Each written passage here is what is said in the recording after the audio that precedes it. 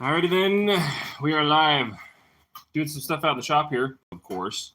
So I figured why not jump on here live. I was going to do a short video, and then I was going to do a not so short video for an update, and it was just clunky. So I thought to myself, why not just jump on here and do a live? And I'm going to try to get the camera set up in a decent spot here because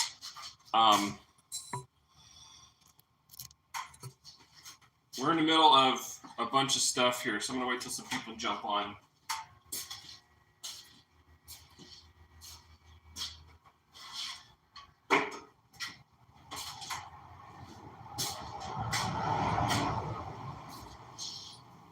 All right, well, right now I have to quench some blades, and that's one of the things we're in the middle of, so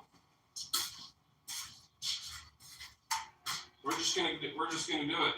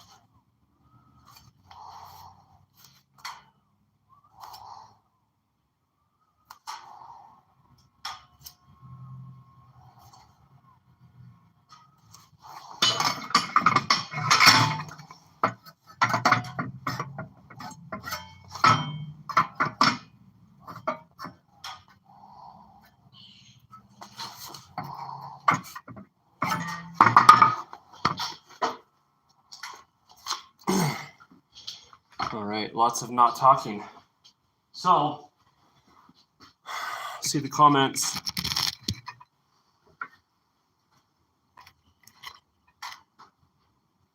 Hey, OG Frenchie. Hey, Bryson. Alberto. Duck Rabbit, how's it going? Steven. Lipchin. Magna Home. Yes, I am making a knife. Did you guys know that? It's Alex Jones again. I dropped the knife. Yes, I did. It's called drop forging. Cords. You hope the handle snaps clean off. I don't know why you'd hope that, but what we're doing here is quenching a blade, and it's called mar quenching. And what I did there was I quenched the blade past the necessary temperature to preclude the conversion to perlite, because we do not want perlite in our blade, particularly in the edge, right? Once that happens, the cooling rate of the steel can slow down dramatically, which is what you do by removing it from the oil. Okay, and then it's just cool down much slower, and you still, like what you had to do to get it to convert to martensite, which is what we want, you've already done that. Cooling it quickly from that point really doesn't gain you anything. And so removing it from the quench after that critical temperature drop allows you to let the steel cool down slowly, and as it drops down into martensite start temperatures. And in that window of time, for some steels it's longer than others, particularly low or zero alloy steels, you have a longer time. You can manipulate the steel, twist it, bend it, straighten it, which is exactly what I've been doing the last 5 minutes or so. And as the steel cools down and begins to transform into martensite, you have a straight blade, because you've been able to take a blade that was previously, probably couldn't see it, but this blade had a wow to it, a warp to it, and if you just left it like that, you'd have a pretty crummy outcome. But with the mar quenching, you're able to take your time to straighten the blade. And that's what I've been doing the last 5 minutes. So, hey, Steven. Doing good. Thank you. We're doing good. Swiss Vapor CS, how's it going? Look, thanks, appreciate it. Switzerland. That wasn't a Swiss accent. I don't know why I said it like that. OG Frenchie, yeah, this is a knockoff of a Japanese style straightening device. I don't know what it's called, but so these I did a batch of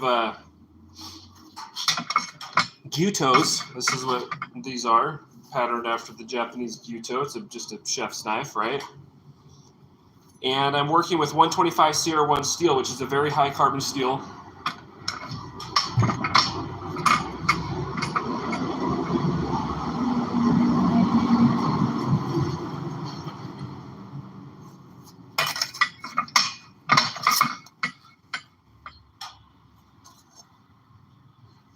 It's a very high carbon steel, and it's a very low alloy. It's got a little bit of chromium, not much, not hardly enough to well, I shouldn't say not enough to matter, because it matters. It helps with some stuff, but it does not really help at all with the hardenability or the speed at which it must be hardened, or cooled, I should say, to harden properly from austenitizing temperature down past what's known as the perlite nose, right?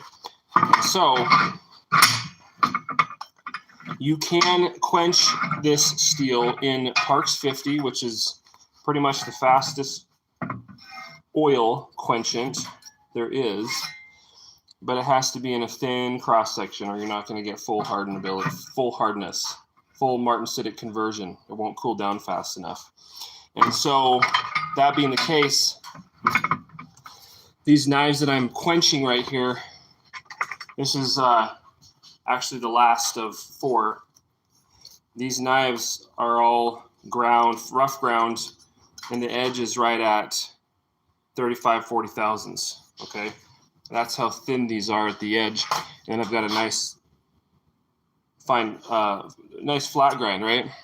So up in here, the spine, we're looking at 130, almost, a little over 1/8 of an inch. That spine is not going to harden all the way through. This knife blade is going to harden all the way through up till about here, which is perfect, right? We don't need the spine to be completely martensitic converted, right? And that's going to give us the kind of blade we want. So that being the case, thin steel likes to move on you, right? Now these were all straightened. These were all not thermocycled, but one thermocycle. These have all been properly prepared prior to austenitizing, right? And they were all straight. But once you take a hot piece of steel and cool it down,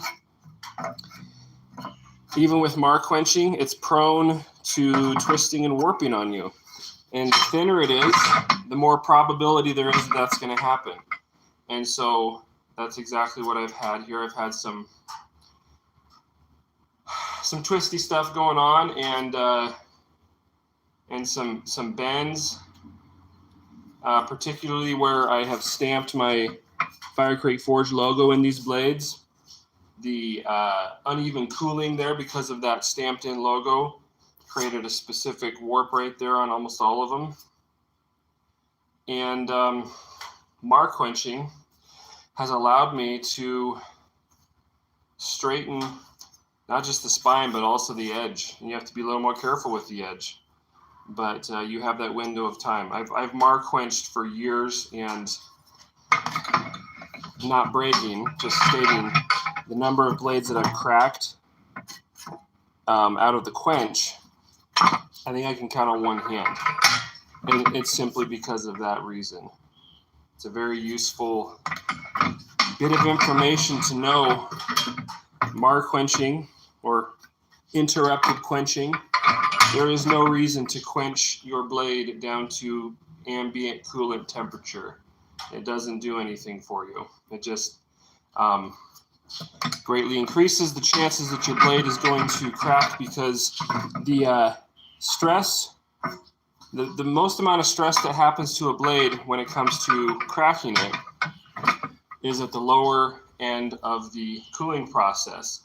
And so if we can slow that lower end way down, then that's better for us. Also, you're gonna have some tempering process happening with that residual heat as it begins to convert to martensite. And as long as that residual heat's not too great, that's totally acceptable. And you're going to come back and temper it, of course, anyway. And so, you know, you're not relying on that residual heat to temper anything ultimately. But that will happen, and it will also help reduce the possibility. So this is the first one we quenched that you guys were on the live stream. And it's still barely hot enough to hold on to. It's really not comfortable. But these are going to cool down. So just the very practical, and I've done videos on this in the past, but the very practical way that you judge if you're mar quenching properly is you quench it until the sheen of oil on the surface of the blade, and particularly, you know, the lower half around the edge, right, does not evaporate off quickly. It stays on there. See, so I straighten this and I put it over on the pegs to cool. And as it's cooled, it's started to just tweak over just a little bit. All right, but it's still warm. It's still quite warm. We still have not reached. You know, we're still in the window of time where we can work with it. And like I said, this is going to depend on the steel alloy. This is a very low alloy steel. There's hardly any alloy in it, just a little bit of chromium. And it allows for a pretty decent window of time. Now, if this was 01 tool steel, for example, or even 52100, we would be done by now. We wouldn't be doing this anymore, because because of that alloy content, which increases the hardenability of a blade, of a piece of steel, it would already be getting too hard to do this safely. So you have to know your steel alloy. You have to know what it can and can't do. And you can study that, and you should study that. But at the end of the day, you have to get out in the shop and start working with it and figuring out what the limits are, what you can get away with, so to speak, and what you can't, you know, where you have to draw the line on what you're trying to do. So I'm being nitpicky now. There's just a little tiny little spot right here. Did you hear that? That didn't sound very good. I think that was the piece of wood on the edge of the blade. You know what I mean? Probably gonna leave this one alone now, because this was the one we quenched first on the live stream here. And it's right at the very end of where I could do anything with it, right? So once these blades cool down, we're going to cool them down. I'm actually going to go stick them in the freezer just to get down to around, 20 degrees Fahrenheit. How much of a difference does that make? Probably not much at all, but it makes me feel happy inside, so I'm going to do it anyway. And then we're going to temper them. We're going to put them in the tempering kiln. Hey, Elijah Bigler. Hey, Randy, how's it going? GMC. Yeah, it is cool. I think it is anyway. Okay. You're from Wisconsin, but you live in Switzerland now, I guess. All right. Solican 77, this is not Damascus. This is what you call mono steel. Hey, Bob, how's it going? Minnesota. Norway. All right, right on. I'm pretty sure I have some ancestors somewhere over there. Actually, Switzerland and Norway probably, but Heinz 57, that's what happens, right?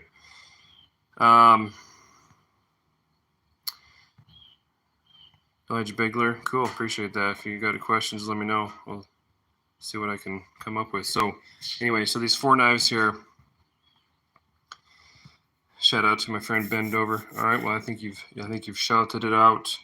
Hey, you know, I need to check and see if this is set on. Yeah, see, it's set on.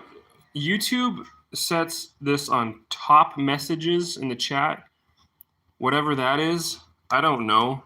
Sometimes technology sucks. And I just had to go set it to all because otherwise I'm going to miss some y'all's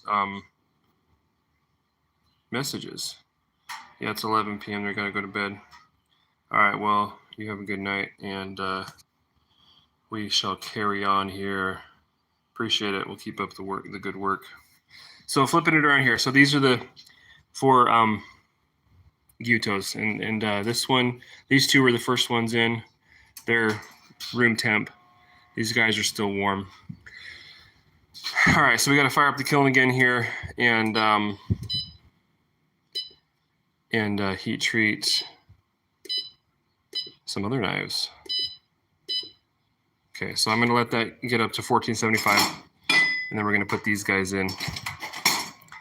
So I hopped on here to kind of do an update on how things are going with the big push to Blade Show West. And I don't know how many of you guys are interested in that, but I am using this deadline until October 4th and 5th, which is when Blade Show West is. And if you're in the area, Salt Lake City, Utah, I'll be there. So come see me. But I wanted to have a full table. I don't know how much I'm actually going to sell there. Doesn't really matter because anything that doesn't sell obviously is going to go up on the website, and it'll be just in time for the busy pre-Christmas or the Christmas rush, you know, whatever. The retail June and November are the busy times, and so this is well timed. I'm just using this as a big push, right? Can't really maintain this pace necessarily, and I'll show you what I mean. So these knives right here, I forged yesterday, and I'm getting them heat treated. These knives I forged last week, and I actually had to heat treat and regrind these because I had them too thick. Now, it's not a problem. The problem is when you don't catch something because you don't know what's going on and you go forward. But if you catch it and fix it, that's what we want. So anyway, so I finally got these ready to go again. And I've got all the handle scales prepped for them. Okay, so I'm going to get these put on hopefully here in a little bit. Finishing up a late lunch here, but never mind that. And then 2 weeks ago, I don't know, something like that, the first batch of 10 that I forged, it was a menagerie of drop point style hunters, and I've actually sold a couple of those.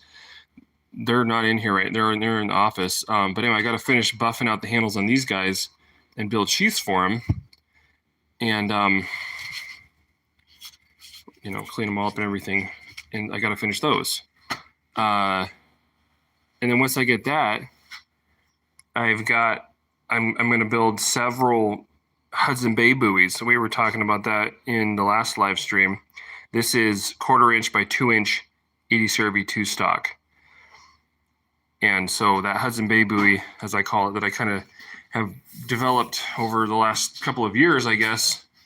I want to have some of those on the table too. So got to do those. But then after that, I'm going to focus almost solely on some fancy, everything's nice, but like fancy Damascus stuff, because I know people are going to want that. And I've got some things in mind for that. But that's not really all, because I'm working on a couple other projects that I got to finish up for some people. Actually, the 2 knives that I sold, I still have to build sheaths for those and get them out post-haste. And then I got to do a video for a product.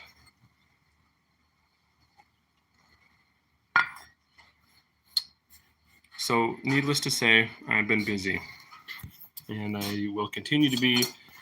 And but like I said, Yeah, so yeah, I had to reheat treat that batch. I was up till 2 a.m. Saturday morning getting them reheat treated, and I got them reground Monday morning, yesterday morning, and that was a mistake.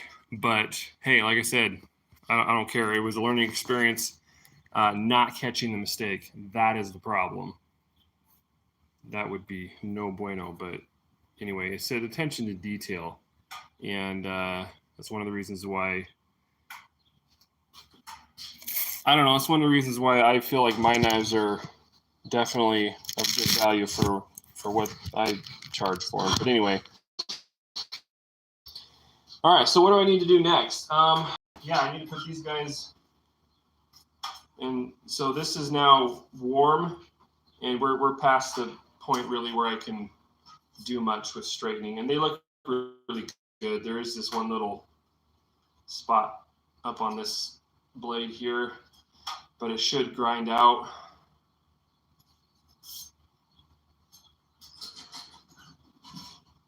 And then we can temper them. So I think we need to go do that. Oh, the kiln's heated up, so I got to put these knives in. Bring you guys over here. Elijah asked, what steel am I using? On the kitchen knives, 125 CR1, and then on these Hunters, 52-100. Bent 540. Yeah, I appreciate it. Thanks for watching the videos. Randy, room temp for you is around 20. Yeah, right. It's been that way. We finally cooled down, and by cooled down I mean nice 85 or something like that. But it has been nice though for here. Really been enjoying that. Mountie, how's it going? I'm gonna try to do this one-handed here. Get these knives in the kiln here. Yeah, I'm actually not going to put them all in. There's 6 here, so I'm going to put 3 in at a time. And the reason for that is because I don't like to do a whole bunch of knives to quench, because opening the kiln, you lose heat, and then the kiln has to heat back up, right? And that takes a couple of minutes.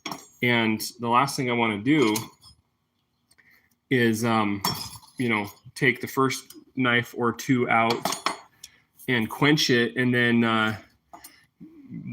if the kiln hasn't heated back up, and the last knife or the last couple knives or whatever aren't about up to temp, you can't quench them. You have to wait until they're back up to temp. And so if you have like 6 knives in there, then that the last knife ends up being in there for like half an hour, because you had to wait for it to heat back up to austenitizing temperature each time you pull a knife out. And that's not what I want to do. So that way, to avoid that, I'm going to put in 3 at a time, and quench them, and then we'll do the next 3. And that's how we do it. So on these ones, I did 2 at a time. Anyway, so that's how I do that, because I don't want the knives sitting in there, like the last couple of knives sitting in there for half an hour or whatever. How do I temper knives? I use one of these kilns. Usually it's this one. And you can use a regular kitchen oven or a toaster oven, but you need to have some kind of thermometer to make sure that your temperatures are correct, because particularly on your typical little toaster oven, they usually do not get up to the heat that you set them at. At least that's been my experience. And so you got to have a external reliable thermometer to make sure that you're actually reaching the temperatures that you're setting for the temper. So I'm just going to stick these guys in the freezer here, and depending on who you talk to, this is all nonsense. But not everybody knows everything, or even if they have a degree in something. Sorry, that's just the way it is. So I know I'm getting a little something out of it with that super low alloy steel. At the very least, it can't hurt. It won't hurt anything. To really, really make a difference, you'd have to put, go like -100 or something like that. You'll, or nitrogen, yeah, but at the very least, it can only help a little bit, maybe just a tiny, tiny bit. But the bigger important thing is that you don't. I don't have to do that because the temperature that I austenized at is only putting enough carbon in to get the hardness we want, and then the rest of the carbon is just in fine carbides. If you go too high in your austenizing temperature, you get too much carbon into solution. Then you have to go back and correct that because you've got a bunch of retained austenite, which means you've got so much carbon into solution that it's not converting to martensite. And then some kind of cold treatment is necessary. This happens with high alloy and stainless steels because the extreme alloy content doesn't allow the steel to convert to martensite. It just stops everything up. It's like the steel's constipated, right? And so a cryogenic treatment is necessary to actually get full conversion. That's just part of the heat treat process for these super high alloy steels, because you can't not heat them up that high, and then the alloy just really disallows stuff. Now, it is because it's always a give and take. It's always a trade-off. So the stuff that the alloy is doing is really great, but it also stops the conversion. Okay, so anyway.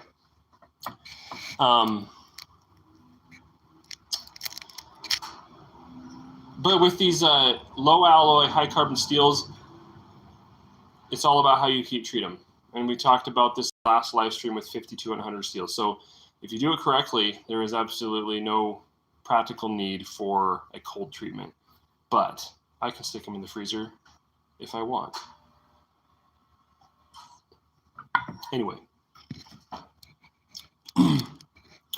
Lucky D Kyle, do you use the tempered colors? No, I don't. You can. I don't have any reason to. It's imprecise and much slower, really. If you're doing a batch anize, put them into the kiln, or the oven or whatever you have. Mountie, have you ever done a shop tour? I haven't really done a shop tour. I haven't really had a lot of interest that I know of.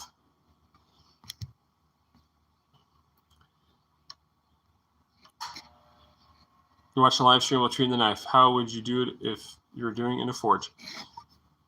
The hard thing with a forge is even heating and temperature control. Those are the two hard things in a forge. It can be done, but you have to learn how to get that steel evenly heated, and then you have to learn how to not get it too hot or too cold. But usually it's way too hot. That's most of the time what happens when you're heat treating in a forge.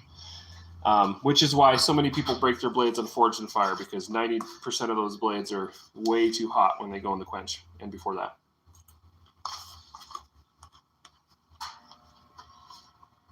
Would I buy an induction forge? Well, I actually did, and I still haven't set it up. Pretty pathetic, but maybe one of these days get around to it. So,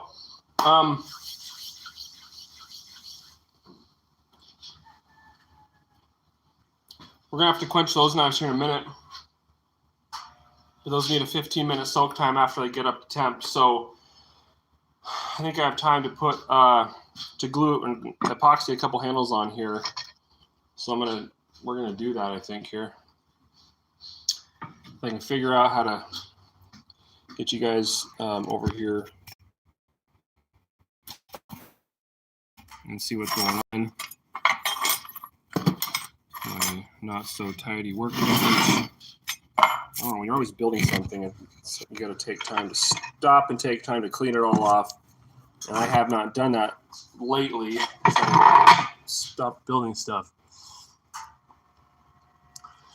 You ever use a clay mask on a blade and forge? Yeah, when I'm doing a Japanese style sanmai and water quench. That's the only time I do that, or have done that. All right, so I got all these handle skills prepped. Mostly they're Cocobolo, which is one of my favorite Handle woods, especially for kitchen knives. It's got a high natural oil content, very durable, looks really good. This is desert ironwood, so I got one of them here. So anyway, I just need to, which one do I want to start with here?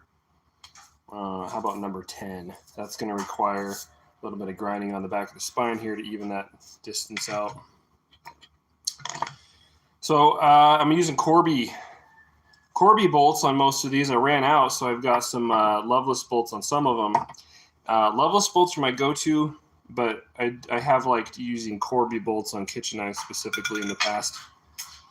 And the problem with Corby bolts is that the depth is really sensitive, not really sensitive, but you have to have the right depth on your scales for the bolt that you're using, or it won't fully tighten down, right? You'll run out of, like these ones are the 1.25 inches, so they got quite a bit of length on them if you wanted to use that. But if you don't have all that thickness in there between the tang and the countersink, you have to have enough thickness to tighten that down. Does that make sense? Otherwise they're just, you know, flopping around in there and they haven't done their job. So you have to pay attention to that with Corby bolts. The nice thing about Loveless bolts is it doesn't matter what thickness anything is, you just zip them down to their snug. There's no depth component to that whatsoever because the whole length of the bolt or the screw is threaded. So that part is super convenient with Loveless bolts. But anyway, most of these are Corby bolts, and so I got to figure that out here.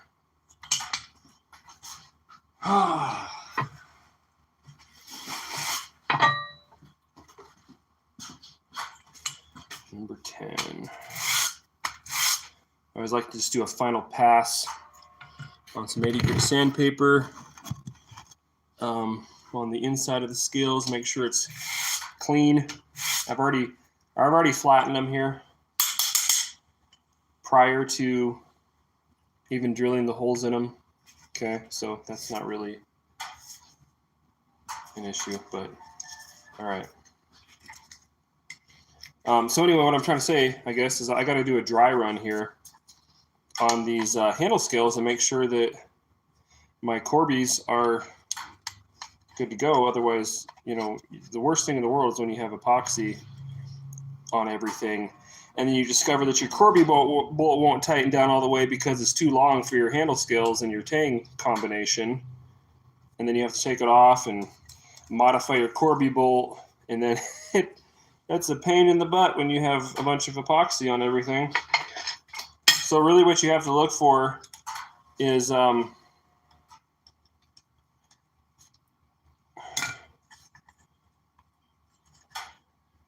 when you, okay, so yeah, that one's bottoming out,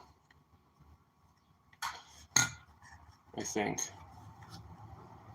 So that's not going to work. That is not going to work, guys, unless it's just stiff. Let me grab the old lineman's here and make sure that I've got full tightness on there. Yep. So I've tightened the Corby bolt down as far as it's going to go, and I still have zero tightness on the scales. And so that's exactly what I'm talking about. So let me show you. This is why I don't usually use Corby bolts, because it's a pain in the butt. So now I have to modify it to get the right depth.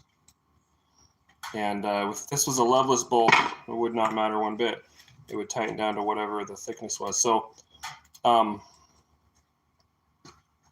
don't think it should be this way, but if you look here, I've got one side, I've got the female side of the Corby bolt in there, and you can see that it is not too long for the combined width of the countersink and the tang, right?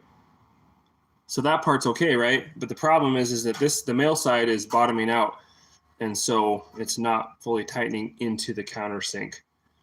So to fix that, all I have to do though is grind off a little bit on the male side of the Corby bolt. So I'm gonna do that real fast here.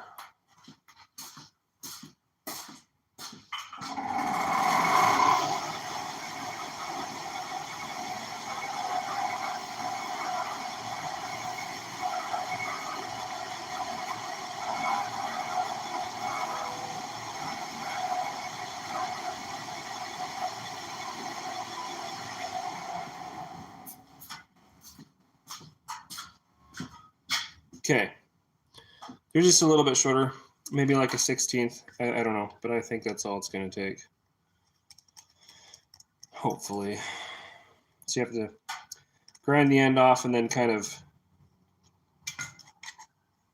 chamfer so you can thread it back in. I must not have taken enough off. Say it ain't so.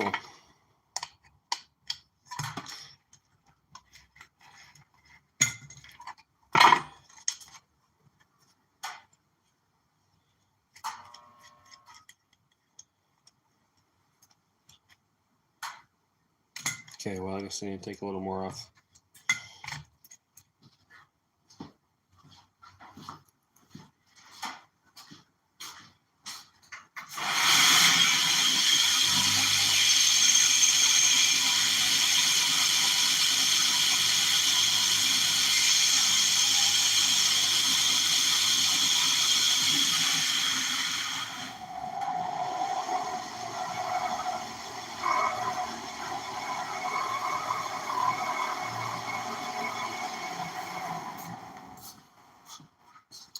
So you can see if you have to do that every time you want to put together your handle scales, it's time consuming.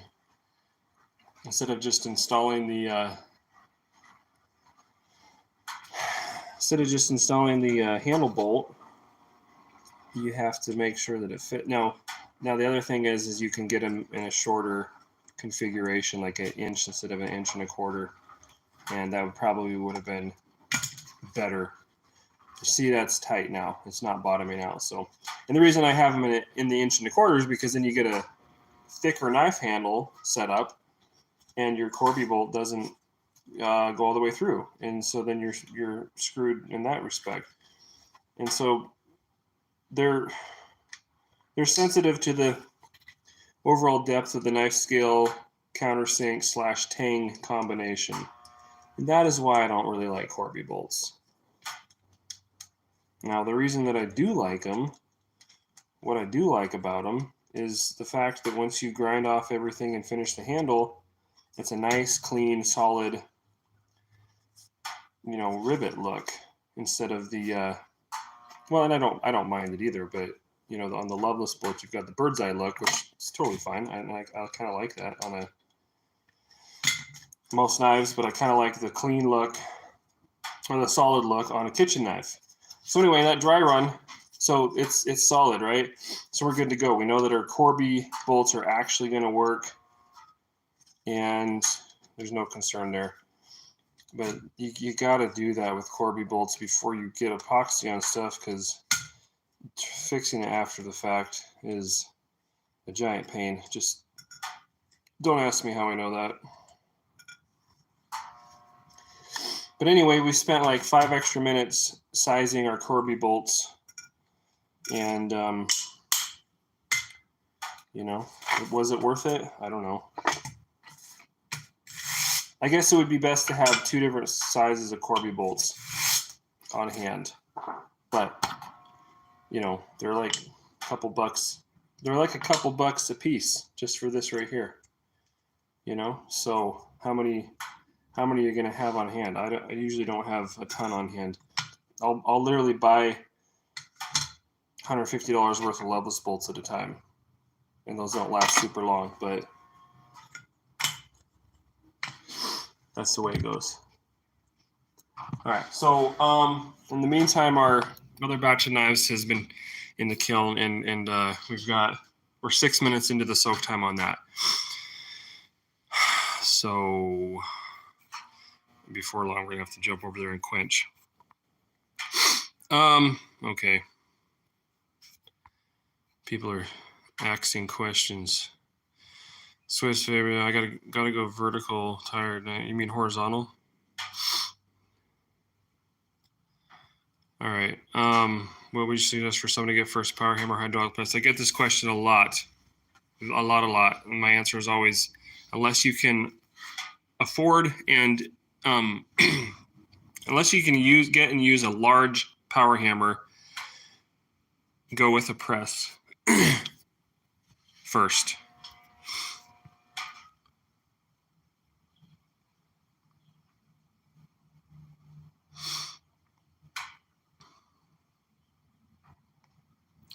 because you can work with heavy billets on a press.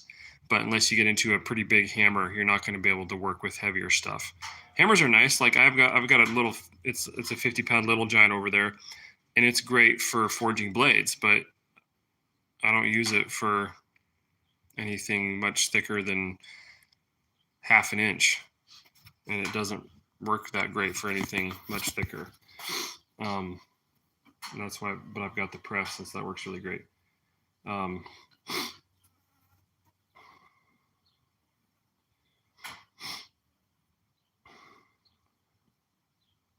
Sorry, I'm trying to read really fast here, and I don't know what people are saying exactly. See you, Randy. Appreciate you stopping by.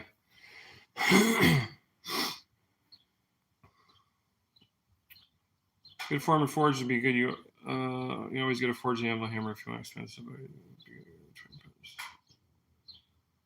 Yeah.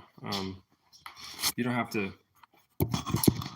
You don't have to start with a lot of stuff. Okay, we've got flies are getting to my. I better finish eating this little bit of food here.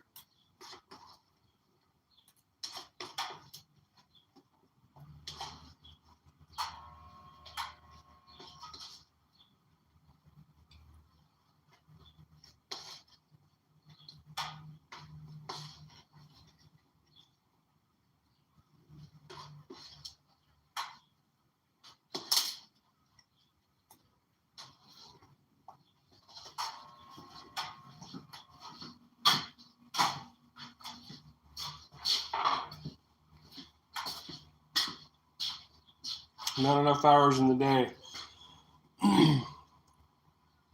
Corona 19 making knives.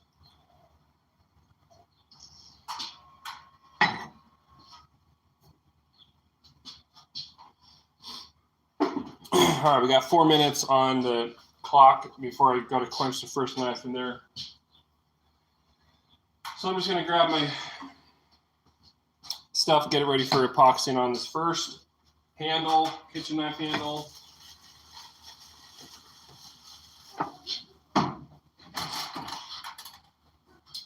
So for a long time, I never did this, but in the last year or two, I finally started buying little ketchup condiment cups, whatever they are, and popsicle sticks for mixing up my epoxy. And it just makes it so much easier and efficient. I use one of these for every knife handle that I do, and it's kind of neat because you can buy a big old pack of these little plastic deals. And I in the past I've bought the little ones, like the size that you get when you go to McDonald's. Those are paper, I guess, but the little ones, they're just too little to use comfortably. So these 2 ounce, these are 2 ounce little cups, so little. Anyway, these work really good, and you can hang on to them. The little tiny ones are just too hard to hold on to, and you get them too full. But these 2 ounce, you're never going to fill that up with epoxy for a knife handle. But anyway, this was a 250 pack, and it was like this long. And so you look at that, use one of these every time you put on a knife handle, right? And so you're like, oh, wow, I've made a couple knives since I bought that. So it's kind of funny, but that's what I use. And then the other thing I never used to do that I do now is I get disposable gloves. And I've been getting these from Harbor Freight because they're cheap, and yeah, I use them one time, throw them away. But it's just those little things that make the whole process better and more efficient. And yeah, it takes a couple bucks. And in the early days, I didn't have a couple bucks, but everything's a progression. And so now it's definitely worth it to me to buy those little cups and the popsicle sticks and the gloves just to make putting handles on better.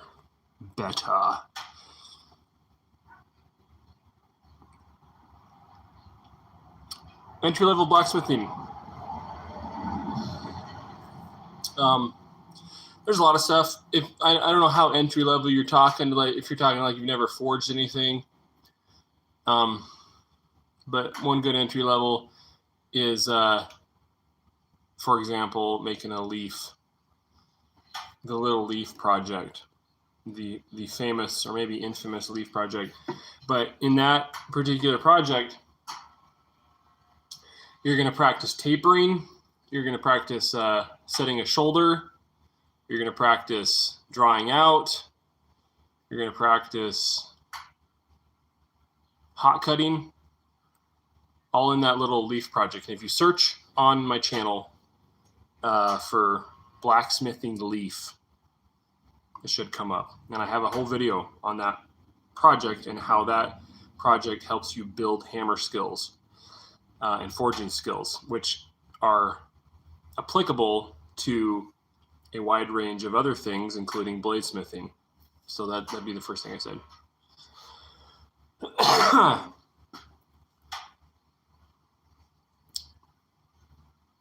A chill dude. No, I don't smoke weed. I'm just tired. But I guess I'm chill anyway. But if you're new here, I'm working really hard to build a whole bunch of knives to bring to Blade Show West, because that's my job, and that's how I pay the bills. And I'm trying to really push this, make this month, a extreme production level that I can't, I'm not gonna be able to maintain that time wise and energy wise. But you can do a lot of stuff for a short period of time, right? Thanks. I actually don't use any beard oil. I've used some beard butters in the past, and I like those. I don't like the oils, to be honest, because they just never soak in. They're always just right, greasy. The beard butters, they kind of soak in and moisturize, the beard, and those are nice. But I haven't used anything for a long time, and I mean, you kind of have to get a really long beard because it dries out and starts just breaking off, But then you always got to be doing that. Anyway. All right, we got to quench the blades. So I'm going to try to get you guys where you can see what's going on here.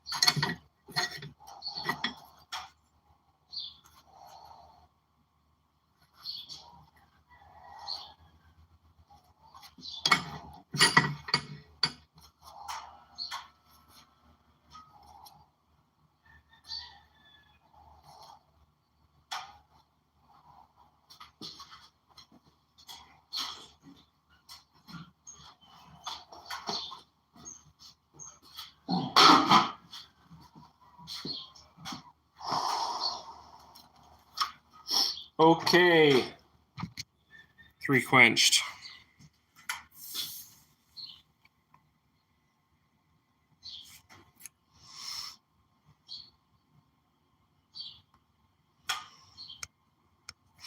Thanks, James. Me too. I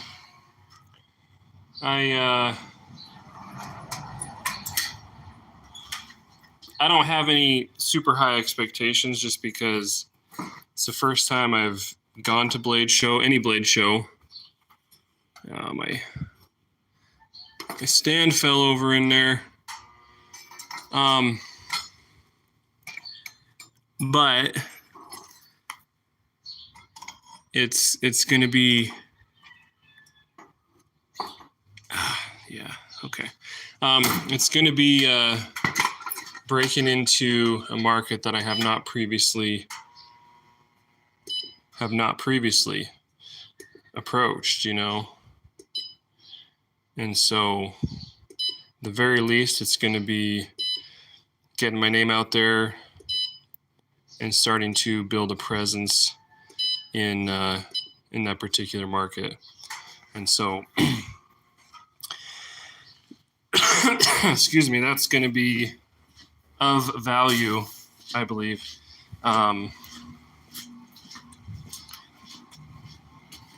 So yeah, I hope it at least pays for itself. $600 table, you know, travel cost, hotel. But if not, it's all business expense, which you still have to pay for it. So it doesn't mean like it's free just because it's a business expense, you know. You hear that people say that, I'll just expense it. Well, yeah, but you still have to pay for it. But anyway, at the end of the day, it's going to be an investment in the continued growth of Fire Creek Forge, no matter how you slice it. So these blades are cold. I'm going to let them warm up to room temp. Then we're going to put them in the tempering kiln.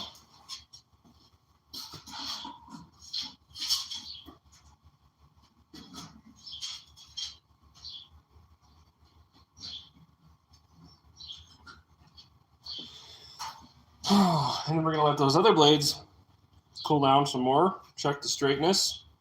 Actually, I'm going to check the straightness on them right now while they're still quite warm.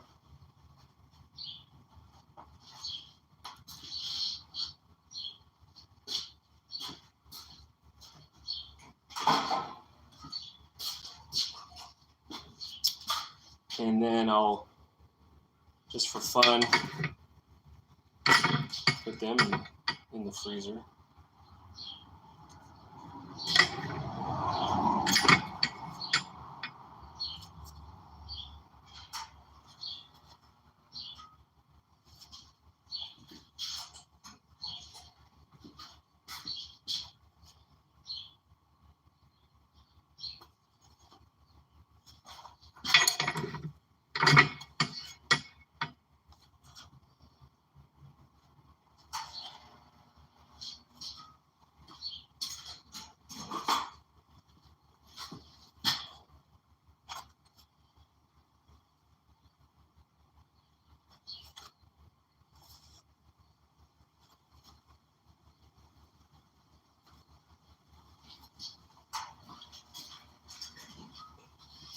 Okay.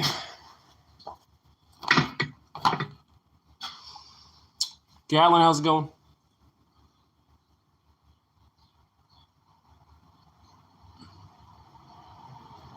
Okay, Murphy. No, I don't put anything on them. I'm in a real freezer, not liquid nitrogen. I'm not doing a cryo. It's just bringing it down to about 20 degrees Fahrenheit, just because I can. Is it really doing anything? We'll probably never know. Is it necessary? No. No, it's not, because our austenitizing, I mentioned this earlier, if your austenitizing temperature is too high, you put too much carbon into solution, then you get retained austenite, and then you have to try to correct that. That's not the right way to do things. Have a correct austenitizing temperature, put the appropriate amount of carbon into solution, get a high level of martensitic conversion. You're always going to have a tiny bit of retained austenite. But then if you put it in the freezer for a little bit and bring the degrees down just a little bit more, you might get a tiny bit out of it. Who knows? Who cares? All right, let's put this handle on. Okay. Waiting for the next 3 of those. That does not feel like an extra large glove. But the next 3 that we have to quench, heat up, do their soak time, and then we'll quench those, and that will be the last of the blades to heat treat until the next batch. And the next batch, as I mentioned, did I mention it in the beginning? I don't know if I did. But the next batch of knives is going to be some Hudson Bay buoys and maybe something else. A couple of bushcraft knives or something. I don't know. I don't know if I should spend the time to do that. I don't know if that's going to be, I don't know, but the Hudson Bay buoys, I think those are going to be definitely worth the time. Of course they are. They're cool. Set this somewhere so it doesn't.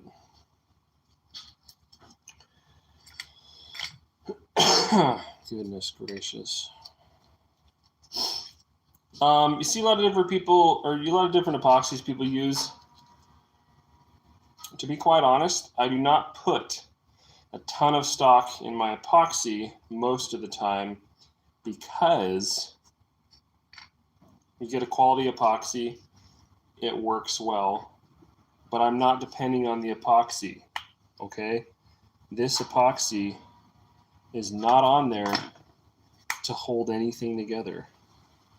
In this case, in the case of this full tang knife, I'm not depending on this epoxy to do really anything except for seal out moisture, okay? Maybe that's a shock and a surprise. Maybe not. Okay, I guess I'm depending on it to lock the handle bolts too, but it doesn't really take much for that to happen, right? Get it mixed up really well. And the reason I'm not depending on this epoxy to do hardly anything is because I'm using bolts. These are Corby bolts. Most of the time I use Loveless bolts, but they are a true bolt with a screw and a nut or some configuration thereof, and a countersink in the handle material with a shoulder that the nut runs up against as the bolt goes through, and it's a true, it's the most secure fastener for a handle material that you can use that I'm aware of. Tell me if I'm wrong, but I'm pretty sure that's true. Except for, maybe a rivet, which kind of, a true rivet, which kind of, true rivet with a burr is what I'm trying to say. A burr is a little washer thing that the rivet's riveted onto.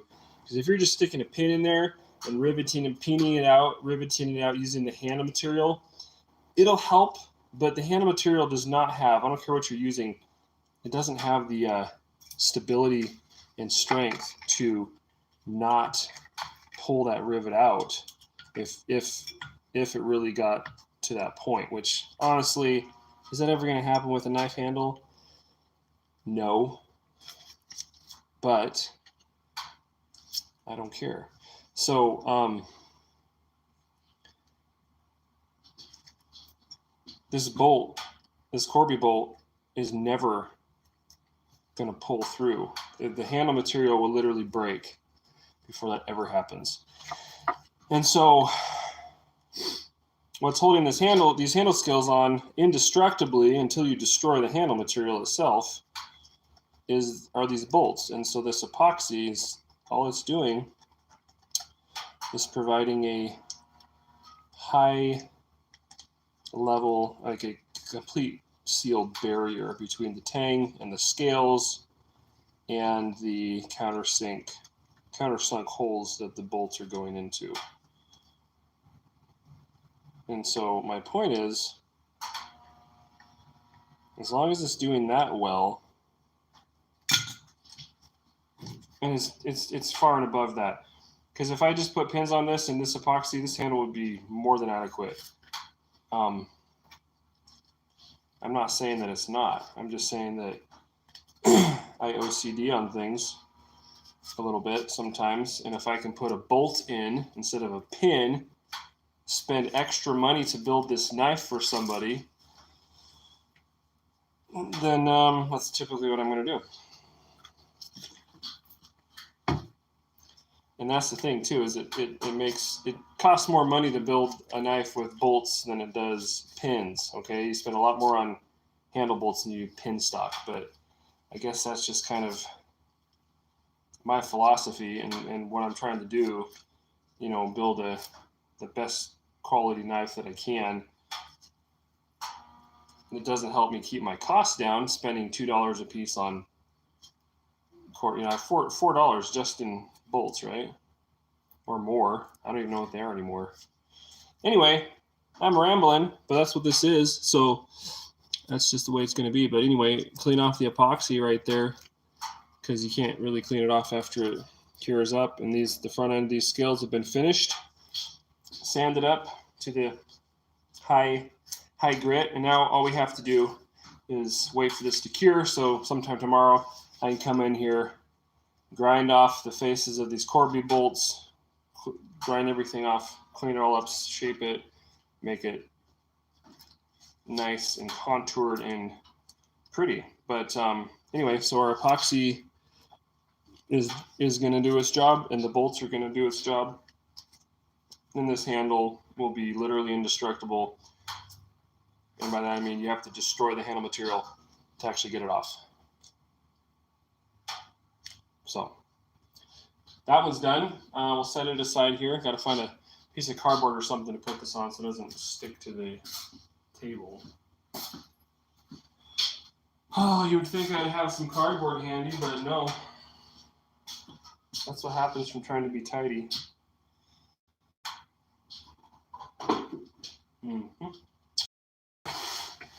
Well, move this over here. Move that over there.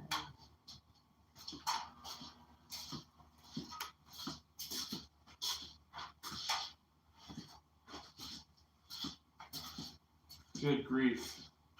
I just need a piece of cardboard. Hold on.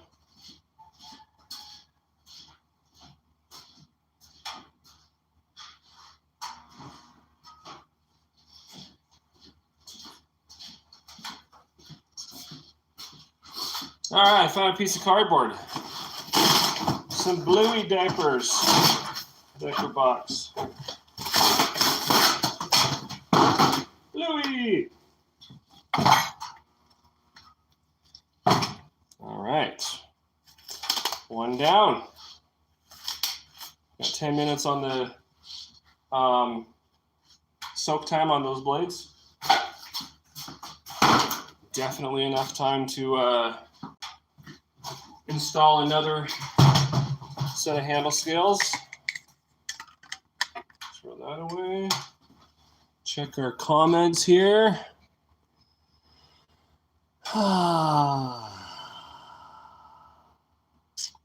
Anthony, you think what's funny? Do I have katana? Is that like, I don't know what that means. I don't have a katana. I've made one, basically. A gunto. What's the best spacer to keep the epoxy in the tubes while making mosaic pins? I've been using a hand vacuum pump to suck the epoxy into the tubes, but having trouble keeping it in the pins. Well, I've never made any mosaic pins, but you'd have to have some kind of cap or piece of tape. I don't know. I've never done it. Yeah, sounds like a pain in the neck. Where's an Amazon box in you? Exactly, man.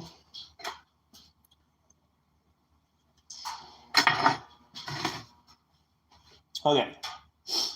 Next one. How about numero number 8? Where's my scales for that one?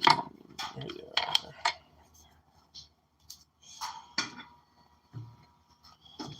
Putting off the tang. Make sure it's grease-free.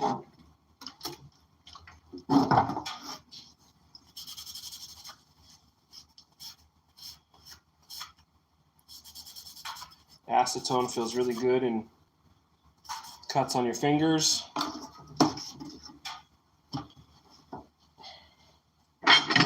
Not really. So we're probably going to have the same problem here. I'm probably going to have to grind these Corby bolts off a little bit. But I don't want to just go do that, because what if they're too short? You know what I'm saying? So I'm going to actually, well, I should have done this before I degrease the tang. So now I have to degrease the tang again. I'm not used to using Corby bolts. I don't usually use Corby bolts.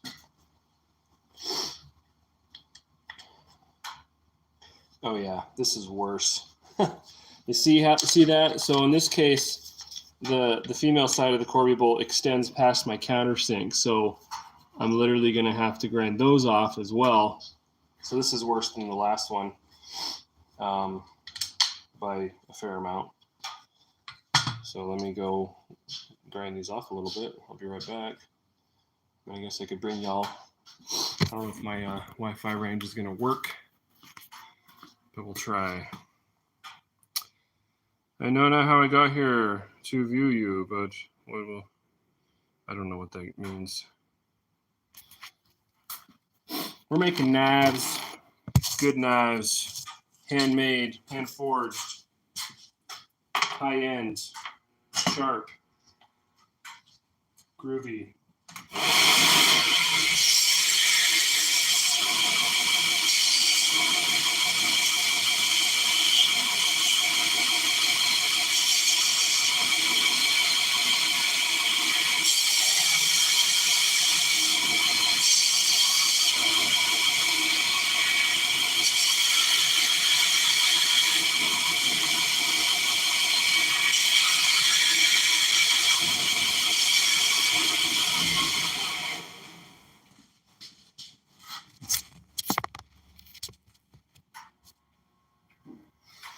Yeah, let's see if we can do this here.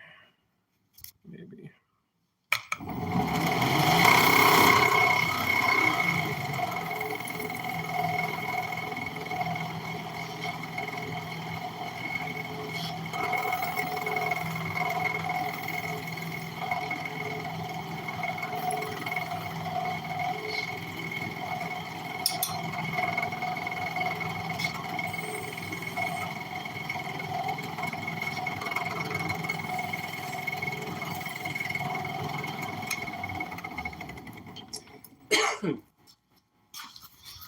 Okay, hopefully those are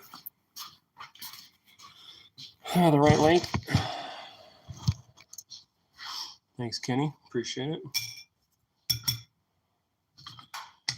We shall press on, forge ahead. You know. So yeah, I'm not like being super precise. They just have to have clearance and then not be too short. All right. So there is some leeway, right? You know, they don't have to be within to the nearest 5,000s, right? So that's not what I'm trying to do, but and of course the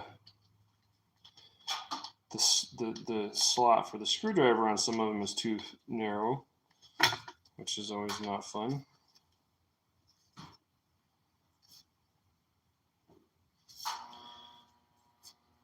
I don't think that's quite going to work. How sad.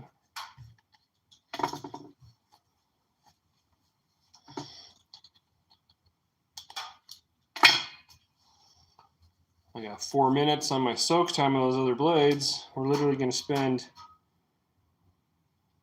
10 minutes fiddling with these Corby bolts, apparently.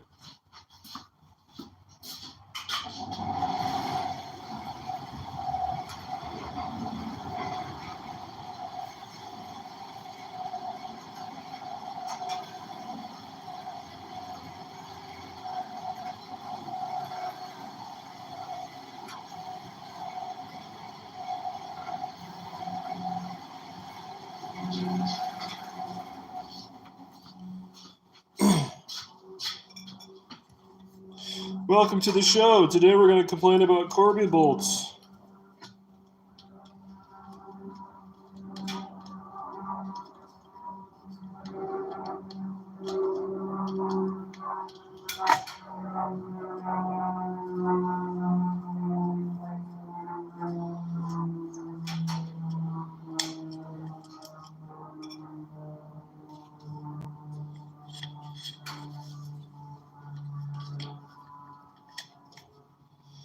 But wait, that's not all. Because if you have a tapered tang on your knife, sometimes the front Corby bolt will work for the front, but not the back.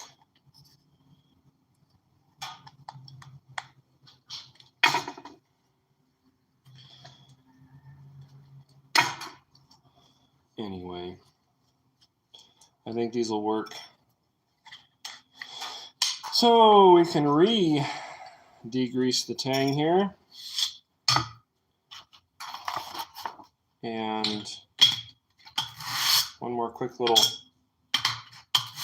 pass on the scales. And we have 2 minutes until we have to quench the last 3 knives. I'm not sure that's enough time to actually... That should be enough time, right? To put these scales on.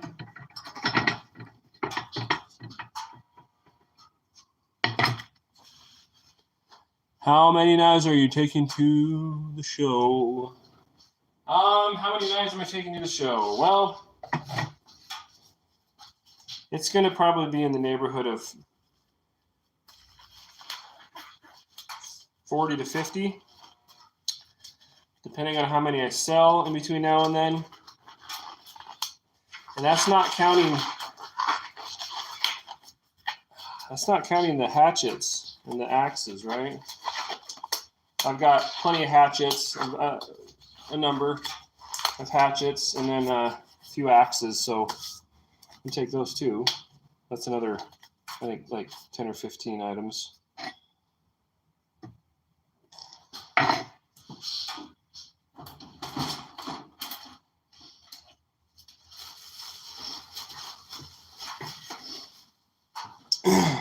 I don't really know what to expect from Blade Show.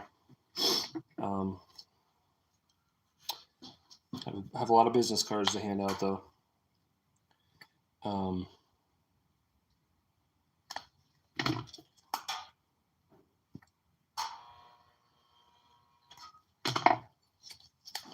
But I want to be prepared, right? That's the old motto, right? Be prepared, the old Boy Scout motto.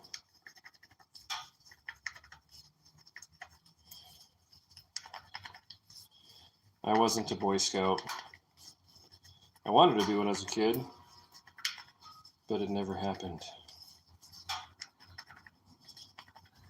I don't know, the original Boy Scouts back in the day, like turn of the last century Boy Scouts, Daniel Beard, what was the other guy? I don't know. That was cool, and it was, super focused on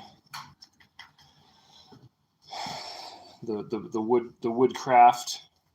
They didn't call it bushcraft back then. That's That's a recent phenomenon. But anyway, campcraft, woodcraft, real skills, you know, but focused on the outdoors and things like that.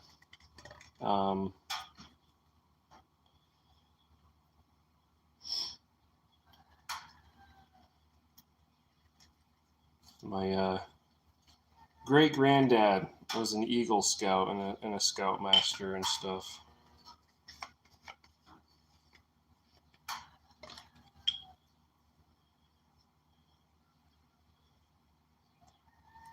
But anyway, I want to be prepared for the Blade Show. So even if I don't end up selling hardly anything, at least it won't be because I went unprepared. That is my philosophy behind the whole thing here. So, let me make sure this goes on the right way here. Is that right? No, that's right.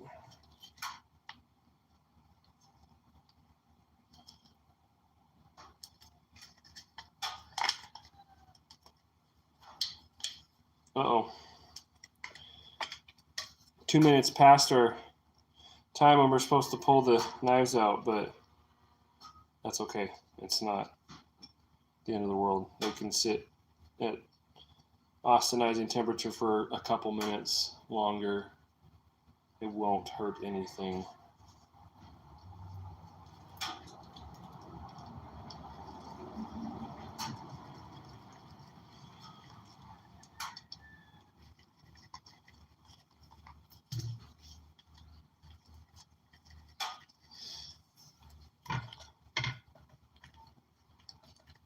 Corona, God bless you, 1 hour. I don't know what that means.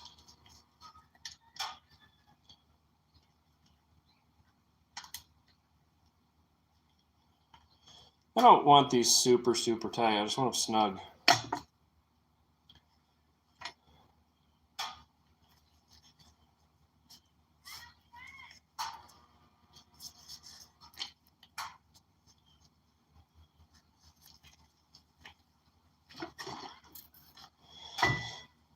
So my goal is get all these handles put on, which is 8 more after this one right here, and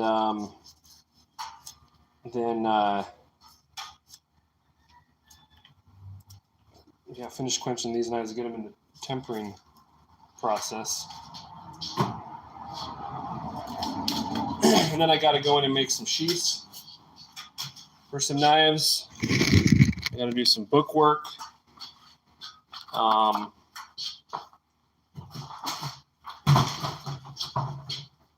So I'm behind on that stuff a little bit.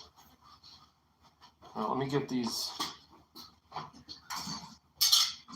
Put these gutos in the tempering kiln here. They're back up to room temperature.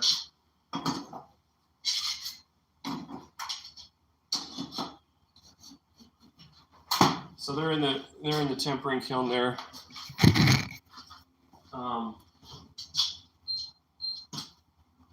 We start that 2-hour temper cycle, and they're going to go in for 2 of those.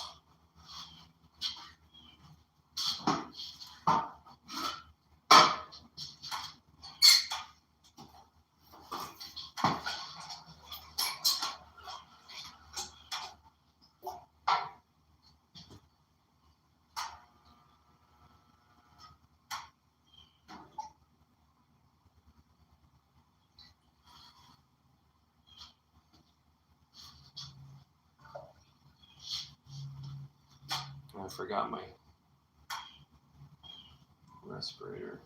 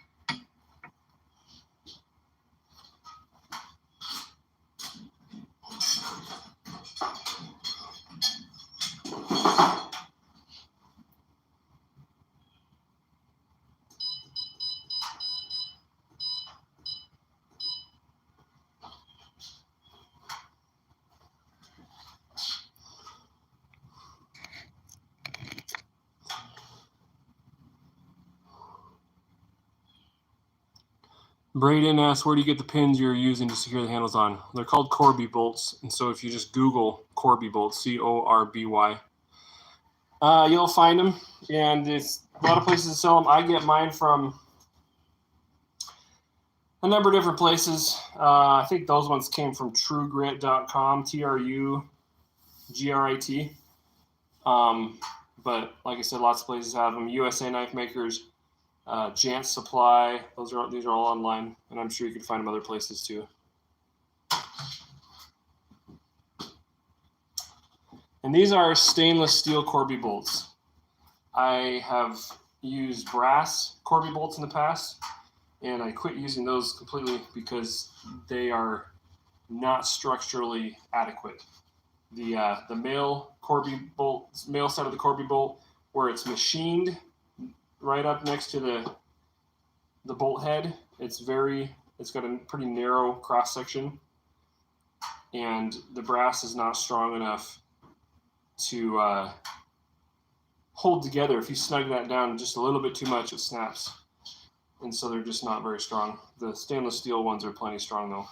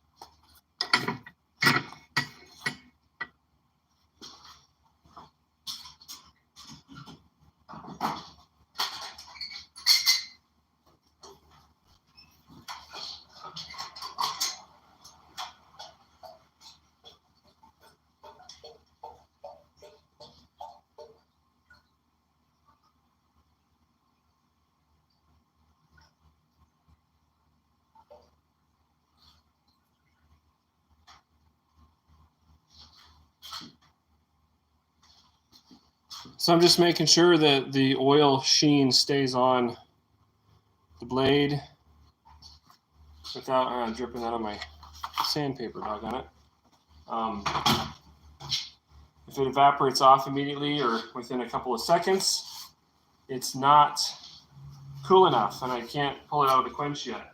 But I don't want to leave it in the quench. I want to pull it out as soon as possible. And we talked about why and everything like that. How to in the beginning of the live stream here.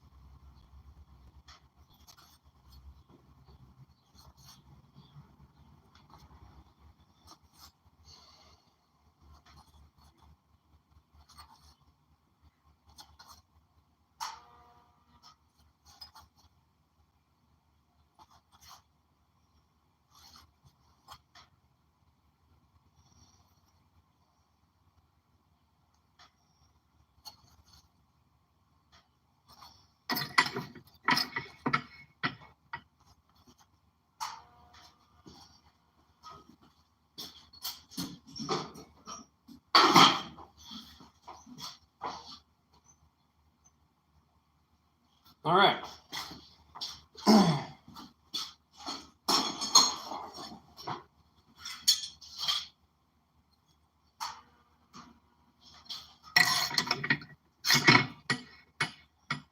These are the first three from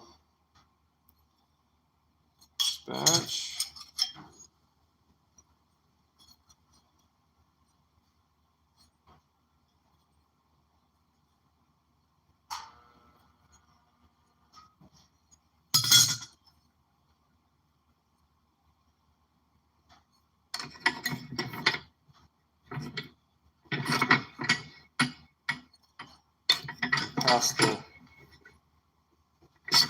past the point of being able to really straighten anything, but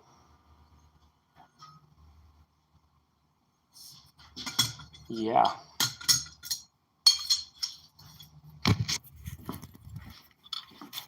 So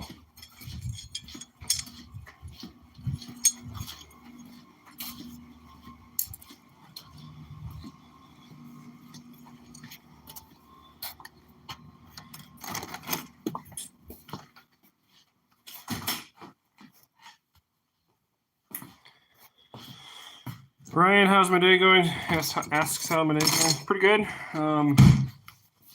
Hard at it. Busy.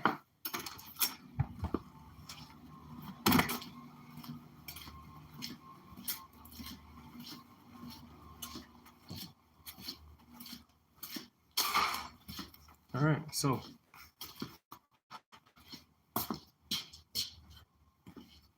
once everything is cooled down, we can put it all in the, get it all tempered.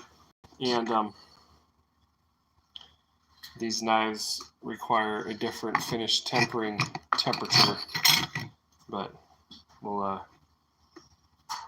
start them all at the same temperature and then move the other ones into a little bit higher temperature. So that's great. So anyways, after this week, after this batch of 10 is done, yes, the next thing is going to be, I think, the Hudson Bay buoys and then Damascus stuff. And I'm not going to be making the Damascus. I've already got it made. I've got various pieces like this one right here that I've already made. And so I'm going to just be building knives from that. So, all right. Well, do you guys want to see me put more handles on? Do we want to keep this thing going? Or have y'all had enough?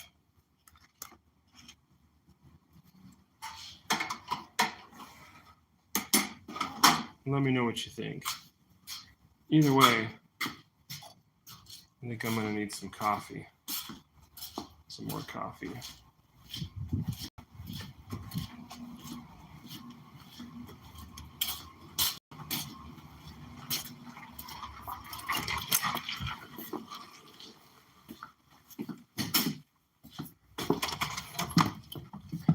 Thanks, K. Murphy. Appreciate it.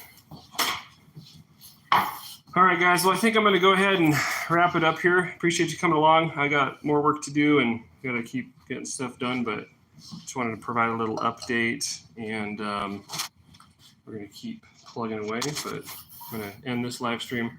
Appreciate you coming along on it, and we'll see you on the next one. Take care.